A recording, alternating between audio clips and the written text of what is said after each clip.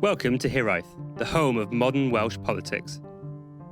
Opinions continue to be strongly held about what the upsides of Brexit have been, if any at all, but what is undeniable is that it has provided an opportunity for us to rethink many of the existing projects and networks that have been fostered between Wales and the rest of Europe. One of the most popular European programmes was Erasmus+, which is a European Union programme to support education, training, youth and sport in Europe. And Wales's own Hywel Ceri Jones was a founder of the original Erasmus programme and urged Welsh, Scottish and Union governments to work together to continue participation in the scheme post-Brexit. And while Wales and Scotland were keen, the UK government decided to block it. So to continue the spirit of Erasmus and in some ways go beyond it, the Welsh Government created Taith, an international exchange programme built in Wales for the 21st century. At launch, today's guest and then Education Minister Kirsty Williams said, "We owe it to this next generation of students and learners to have the same opportunities previous years had." So how has it fared in the time since inception? While the Scottish Parliament and Government had admired its design, has it managed to live up to its big ambitions through the COVID pandemic and in the current financial squeeze on all governments of Britain? To discuss this, we are joined by former Welsh Government Education Minister and Welsh Liberal Democrat leader Kirsty Williams. Hello, Kirsty. Hi there. We're also joined by Lyndsey Thomas, Head of Development at GISDA. Hello, Lyndsey. Hello, thanks for having me. And Sharon Thomas, Support Service Manager at GISDA. Hello, Sharon. Hey, thank you. We're also joined by Reece, who is a young person who has been supported by GISDA and also did a Taith supported programme visit with GISDA. GISDA is a charity supporting homeless and vulnerable young people in Gwynedd. Hello, Reece. Hello. Kirsty, when you were last on the pod, we discussed Taith a little bit, which is still in its very early launch period. For listeners who don't know much or anything about the project, would you be able to reintroduce it to us? Certainly. So Taith is a mobility project aimed at anybody involved in education in Wales, whether that be schools, further education colleges, our universities, but also informal education in terms of youth services and youth groups, as well as not forgetting some of the sectors that perhaps sometimes people don't think about in terms of education, adult education, and also vocational education providers. So whether you're a participant, as in you're a learner of some kind, or a member of staff delivering education, Taith gives you the opportunity to participate in international mobility projects. How is it different to those who are not so keyed in to the previous Erasmus Plus schemes that were offered before Brexit? Sure. So Wales had a strong record of participating in Erasmus Plus projects, and there was a huge amount of disappointment in Wales when the UK government decided not to continue its participation in Erasmus. It could have chosen to do so. You don't have to be a member of the European Union to participate in Erasmus, so it was a choice that they made. But every cloud has a silver lining, and this particular silver lining was the opportunity for Wales to recommit itself to mobility, recognising the benefits it can bring to learners and educators. But perhaps by designing a scheme from scratch on our own, we could really align ourselves to Welsh values and work with stakeholders in Wales to craft the scheme that was suitable for them. So, for instance, higher education had always done really, really well out of Erasmus, but some other sectors had found it a bit more challenging and tricky. So we've been able to put in specific support to make it available to a wider group of people. We've had a very, very big, strong focus, especially since the refresh of our policy, on those individuals who perhaps have never thought that mobility was an opportunity for them. So really focusing on disadvantaged groups, those with additional learning needs and other barriers that have prevented them from even thinking about these projects. And to be able to have a bespoke team who've written policies and application forms in a way that is accessible, simplified from Erasmus, and have been able to provide lots and lots of support. So those individual organisations that in the past will have looked at Erasmus Plus and said it's all too difficult, we've made the process as transparent and as easy as possible so that more people can apply. You keep talking about mobility, Kirsty. How do you think that Taith fits in with some of the other social mobility and mobility schemes in the UK, England, and Scotland? Well, it's great, really, because in Wales we're able to continue to participate in the UK scheme Turin.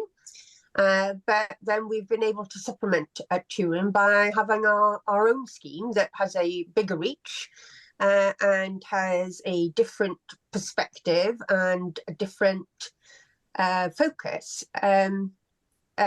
We've been very proactive in trying to support colleagues in Scotland to deliver their own programme.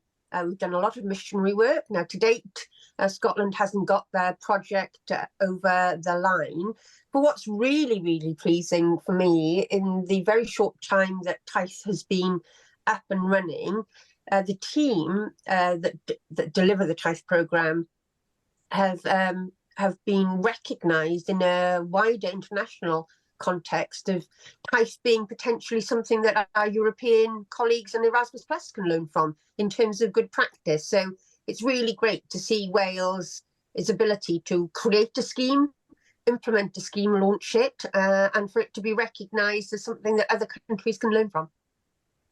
So when Taith was launched in 2022, it got £65 million in funding from the Welsh Government. How would you characterise its performance since then, Kirsty?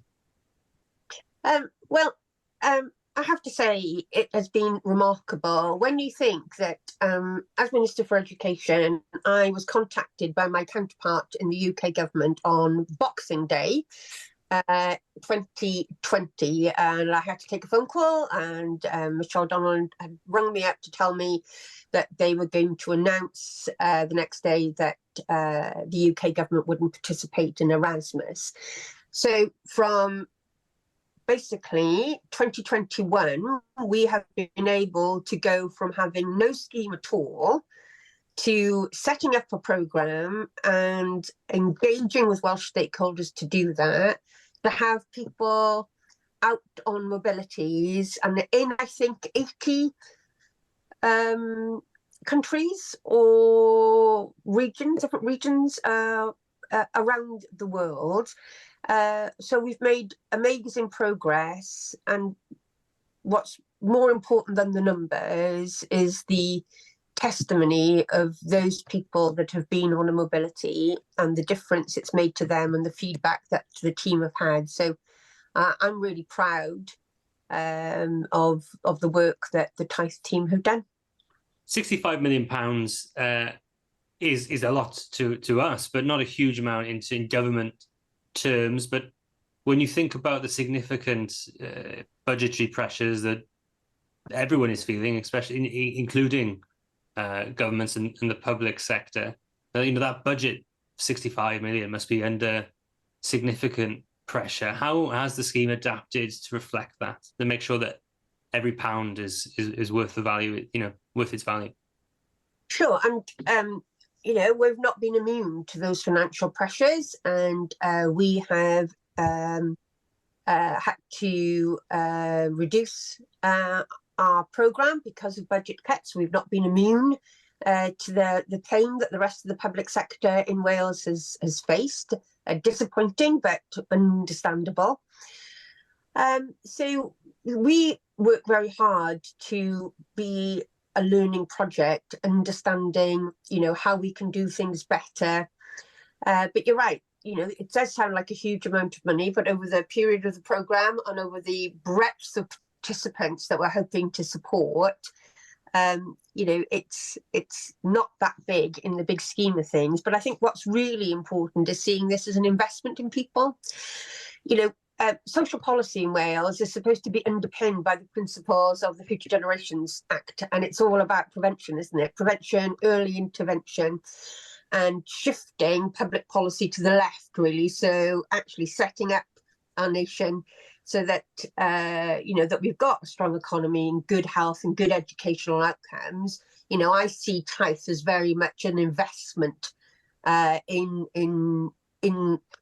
the well-being of our nation, and so I don't see it as a cost. As I said, I see it as an investment. But we've not been immune to those cuts, and we've had to respond accordingly. And that's why we've refreshed our strategy since we started, so that we can really focus in on those with the greatest need, and for those who we know the impact of participating in mobility will be the greatest, and really trying to support organisations that work with our most vulnerable learners in whichever sector, to be able to make the most of these opportunities.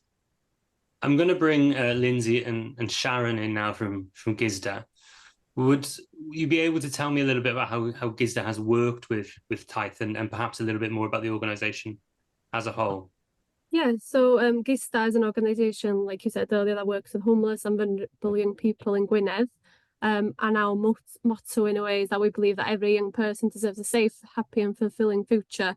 So many of the projects that we have are housing projects, employability projects, projects for LGBT young people, for young parents, young people on left care, and mental health projects. So we have a variety of projects surrounding the young person. But we are always looking and seeking to provide additional therapeutic experiences for young people, and we really believe that this is important for their well-being and for them to thrive in the community. So we have projects through the arts, theatre and sports, and this is where Taith came in. So in the past, we have participated in Erasmus projects, but as Kirsty just said, it's been through higher education and the local university, and we haven't had our own applications, as it was quite complicated. And, so when Taith came out, we really welcomed the idea, and we looked into it, and we were really happy that it included youth organisations. So we applied in the first round of Taith, which was a bit daunting, because I think it was a bit of a trial as well for Welsh Government, and it was new for everybody. So we were successful, and it's been a really good process, to be honest. And I'm just adding to what Kirsty was saying about the Taith team and the staff involved. They're really supportive. Anything you need, I'll pop them an email. They're really open. And I think also that they understand the disadvantaged elements. So we work with young people that are really struggling. They might be homeless, they're living in our hostel, some with, mental health issues, no confidence, no family support, no one to guide them or hold their hand through life. So it's really nice that Taith appreciates this and gives the opportunities for these individuals. But not only that, recognise the amount of work that goes into preparing these young people for these mobilities. It's not just about being on the mobility. There's months of preparation beforehand with their confidence and their skills, and just psyching them up to get on a plane and taking part. And it is really difficult, and they will try and pull out last minute. It gets a bit too much. The anxiety gets too much. So it is a lot of work. But Taith really does appreciate that, and that's really good. And I think Kirsty also said, the strategy has focused more on this round on disadvantaged young people, and we have put another application in for the next round. So we've obviously had a good experience, and we are looking forward, hopefully, to be able to be part of Taith for the next 2 years again. Sharon, we're about to speak to Reece, who went on one of your exchange trips to Finland. Could you tell us a little bit about what those trips are like and what the sort of objectives are? Yeah, I was very fortunate and honoured to go on this trip to Finland. As Lyndsey said, there was a lot of work we had to do beforehand. We met with the young people from Finland on Zoom. We did group sessions, just to get the confidence up. They were so nervous, and I think it was really worth it. The amount of change I seen in the young people coming from Wales to Finland was amazing. The experience was out of this world. Even for me, I was so overwhelmed there, and it did change their world. their outlook.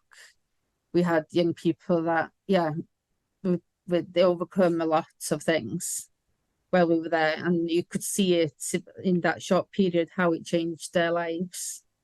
Lyndsey, how would you reflect on how trips like this match your overarching objectives for the development of the young people you work with? Yeah, so as a charity, one of our main aims is opportunities, but also voice. Those are two key things to our support, and we're always trying to include young people in everything that we do, and also to give a variety of opportunities, because some of the young people that we work with, they don't know what's out there, they don't know what's available, and we try and do whatever we see that comes our way. We'll do some taster sessions, and we'll open up their doors and try and, broaden their horizons, and so they can see what's out there. They can see different countries, and they can see different languages and cultures, and just open up their worlds to new stuff, and that can make such a difference to young people. And like Sharon said, we do see from that mobility in particular to Finland, it was to learn more about youth services in Finland, which we think was quite developed, and it was great. And also to learn how we can use nature to support mental well-being, because in Wales we've got beautiful nature as Finland has. So they were using nature as a key tool to support young people. So that was something that we learned as an organisation, and hoping to carry that on in the work that we do. So do more with nature, sports, and working with local organisations to provide these types of experiences.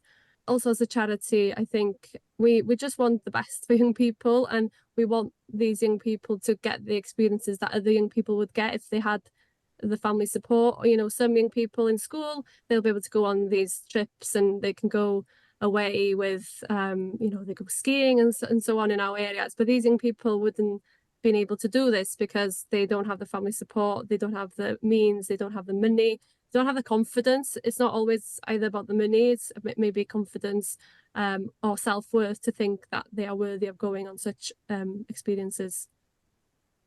And I think we're going to hear a bit from Reece now. Reece, do you mind letting us know a bit about your background and how you became involved with GISDA? Yeah, so originally I became involved in GISDA when I was 15, when I joined a youth club. But then when I turned 19, I then started to get full-time support off them through floating support. So I would see a worker once a week, maybe once every other week, to help me with things like housing and mental health, anything that develops myself in the future. Thanks, Reece. Where did you go on your mobility? I went to Finland. Wonderful. And how was the experience? And did you learn anything whilst away in Finland? I learned a lot while I was in Finland. One of the major things I learned was why crime rates were so low there. It's because there's a lot more things for young people to actually do while they're there. For example, there's a big library in Helsinki, and because they have facilities like that, it brings down the crime rate, and I thought that was very interesting to learn about. Did you find there were any major barriers before or during the trip when you were in Finland? I mean, traveling as a whole was a barrier in the first place, because I'd only been abroad with family before, but this is my first time going without family. How do you feel the experience benefited you? Do you think it's improved your confidence or your outlook on life at all? The satisfaction that I got at the end was incredible. It definitely improved my confidence. About 2 months after I went to Finland, I travelled myself down to the bottom of Wales, and it was just, I didn't feel any nerves at all. So that was definitely one of the outcomes of Finland. Do you think the trip and the experience as a whole has changed in any way what you want to do with your life? Definitely. I've always wanted to be a support worker, but seeing how support work works in Finland has really just reignited that passion. Do you feel any sort of continuing impact or benefit from the trip? I'm definitely more open to the idea of sports for well-being rather than just fitness. Because one of the things we did a lot in Finland was things like snow walking. Lyndsey, do you have any thoughts? For for us as a charity, GISDA, we support homeless and vulnerable young people. And I think without Taith, I don't think the young people that went on the trip would have been able to go without the project. I think it gives them the opportunity to have equality and to reach the places that they couldn't without the funding. I don't know if you agree, Reece. Yeah, I definitely agree with that one. Going abroad currently is extortionately expensive, and not a lot of people get the opportunity because there's a process of passports, and then there's a process of getting the luggage, and then there's buying stuff to go, then having money while you're there. It's so expensive, and it's a shame that young people are not able to experience those kind of opportunities due to how expensive they are. Reece, is there anything else that you think our listeners should know about either GISDA or Taith or your experiences that you think would be beneficial for them to hear? After my trip to Finland, I started to volunteer more.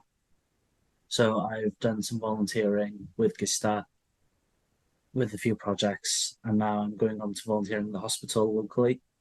And if it wasn't for the confidence that I gained from the Finland trip and the understanding of people, I wouldn't be ready to do volunteering now.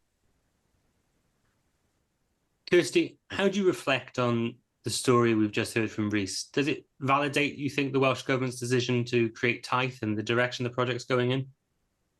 100% it does. And it just makes my heart sing, really, to hear about what a positive experience Reece has had and the positive experience that GISDA has had for Reece and others that have participated in mobility. You know, sometimes as a politician, you just think to yourself sometimes, gosh, you know, how some of the decisions that you've made really made a difference. And when you hear that, you think, oh my gosh, yeah, absolutely, that hard work was definitely worthwhile. And it's great to hear that the Taith team have been so supportive. But I also, you know, the team can only be supportive because people like GISDA and other projects and educators and youth workers are willing to put the time in to,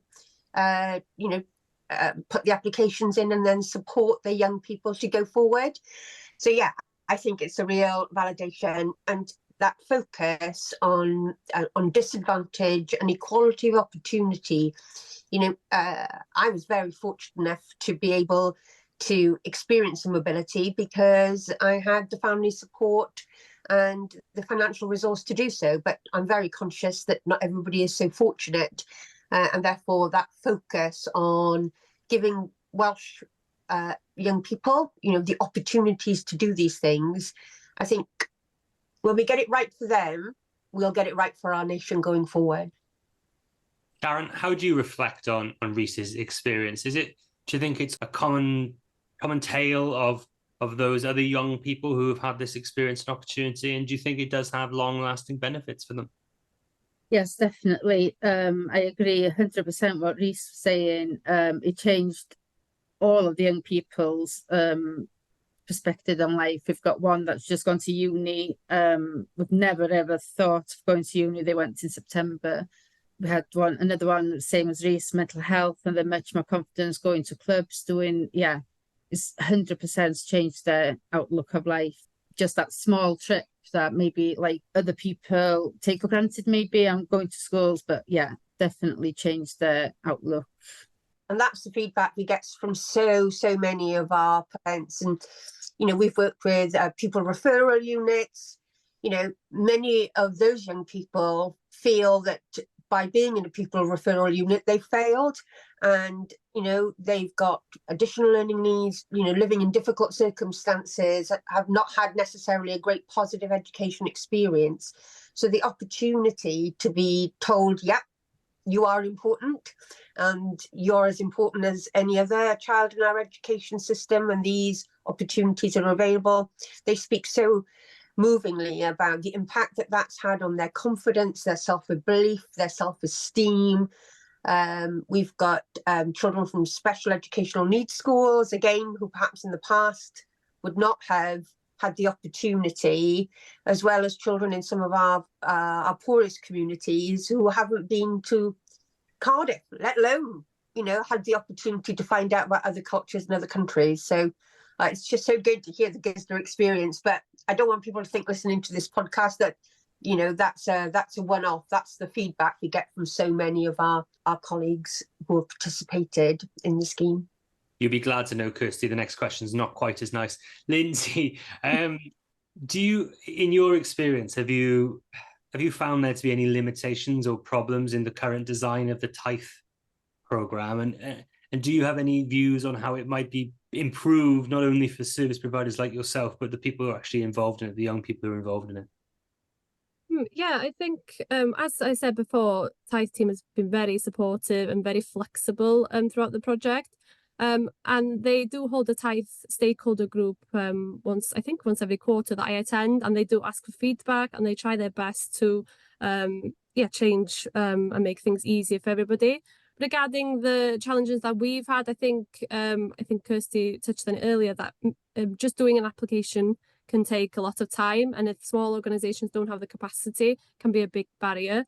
I think also there needs to be more maybe awareness that non-educational organisations can apply for Taith, such as ourselves. We're a small charity in Gwynedd, and we just chanced it, and we were successful.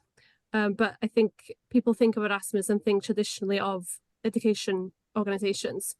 Other things I would note, just going back to what I was saying earlier, is about the amount of work that involves in getting these young people ready for the trips, and the staff time that takes. And I think in our round of Taith funding, in the last round, the funding is quite limited, and sometimes the flights and the accommodations are a lot higher than what is budgeted in the grants calculator tool. So you are eating into your organisational costs, which then means there are less funding for, you know, helping us as an organisation to fulfil the mobilities. And I think with the cohort of disadvantaged young people can pull out last minute, and I don't think I did mention this in the last Taith group, that there isn't any support with that, because these young people sometimes are in crisis modes. Stuff can come up at the last minute, and we try our best, but unfortunately we did have this happen the last time.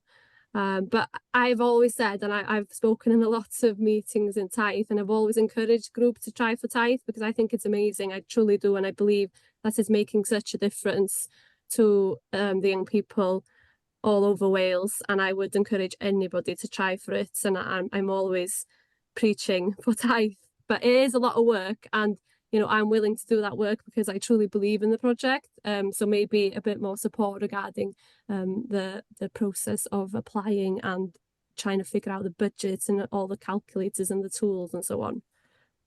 Kirsty, how do you reflect on that feedback? No, I think it's really fair. I think it's really, really fair. And each time we have a round of funding, you know, we try to anticipate difficulties that stakeholders will have, and then we reflect afterwards on, you know, how we can make it better next time, how we can adjust the rates, which we have done, to meet the cost. The programme has been launched in a period of really, really high inflation that perhaps we couldn't have foreseen, you know, initially when we were setting up the programme. So we try to be as responsive as we possibly can. We've got good mechanisms, I think, for stakeholder engagement, but you know, there's always things that we can learn, and that's the great thing of having Wales having its own scheme. We can change it locally in Wales. We don't have to ask anybody else's permission. You know, we can listen to our stakeholders like GISDA, reflect on their experiences, and we can be flexible enough, because it's Wales's own programme, to make the changes to respond to, you know, difficulties. So this is obviously a programme that focuses primarily on improving the future of young people, but what about the future of the project itself? Kirsty, are you expecting any changes to the project or the funding arrangements by the new Cabinet Secretary for Education and the new Welsh Government? Well, I hope that she shares my enthusiasm for Taith. Lyndsey, as chair of the Children and Young People's Committee when we first launched the project, was very supportive. She's an ex-Erasmus Plus student herself.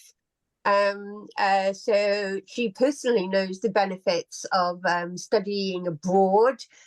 So I think that she will be as supportive of the principles of Taith as she was when she was chairing the committee. But you know, we understand it's tough times for the Welsh Government, and therefore we're very conscious at Taith is that we need to make the project indispensable, and we need to be able to demonstrate to Welsh Government how continued funding of Taith helps them achieve their goals, whether that be in shifting left in the health service and really getting into preventative and early intervention in health and social care, whether that can help our economy.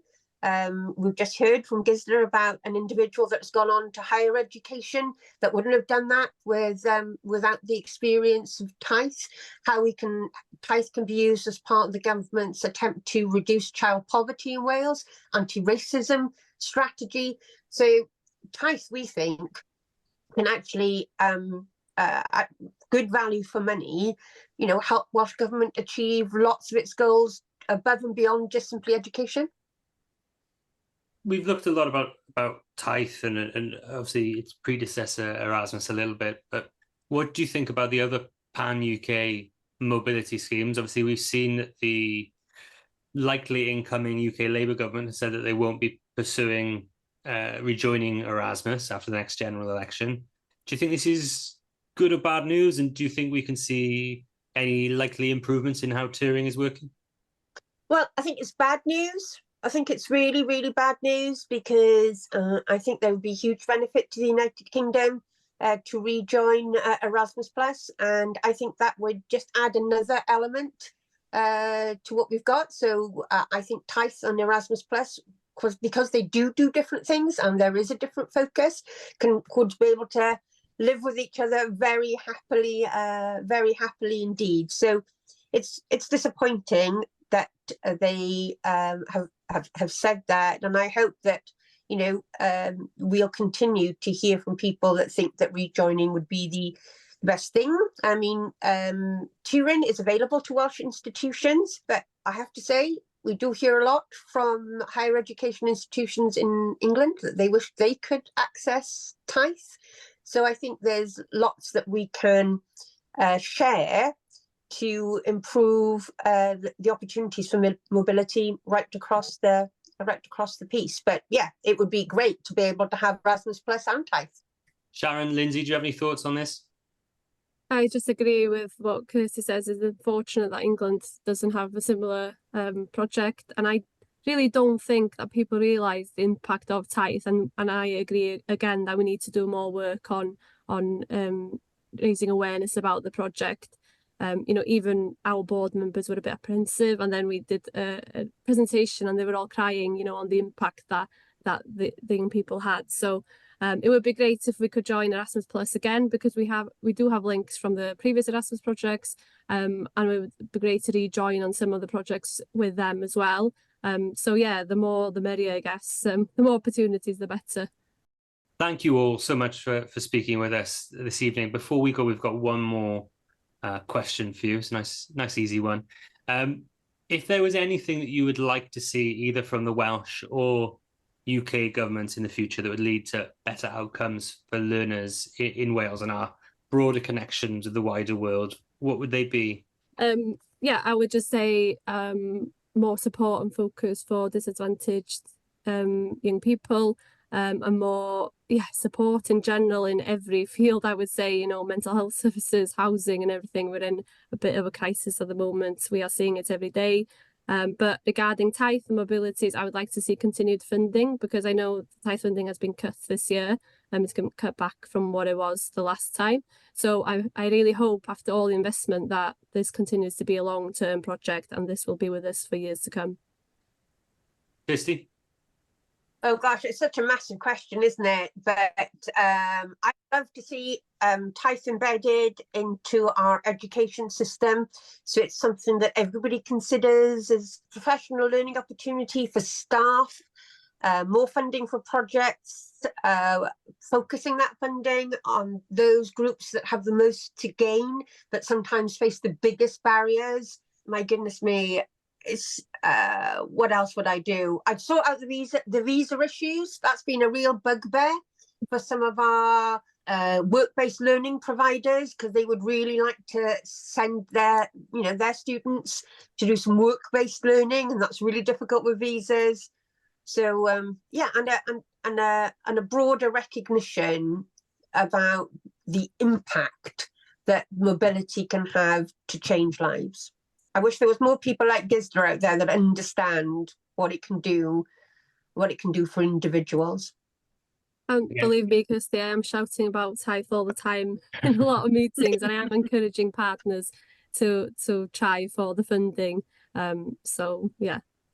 Thanks, Lyndsey, and just thank you to you and to GISDA, because as you said, it is a lot of hard work, and we would not be able to run the project unless there were people like yourselves that were committed to providing those opportunities alongside us. So long may it continue. Yeah, hopefully. Well, thank you to all of you, and to Reece as well, for speaking with us this evening. If people want to learn more about either Taith or GISDA, where can they go? Yeah, we've got a website, it's www.gisda.org, or follow us on our social media pages at GISDA Curve, and we're always sharing our what we're doing on there. We've actually got a mobility going on. They've just come home today from New York, so there's loads of videos online and pictures from that trip. So yeah, we're always sharing some footage. Thanks, Lyndsey. Kirsty? Yeah, absolutely. Check out our socials, and you can find out more in-depth information about the Taith programme at Taith, which is www.taith.wales. Thank you very much to all our guests.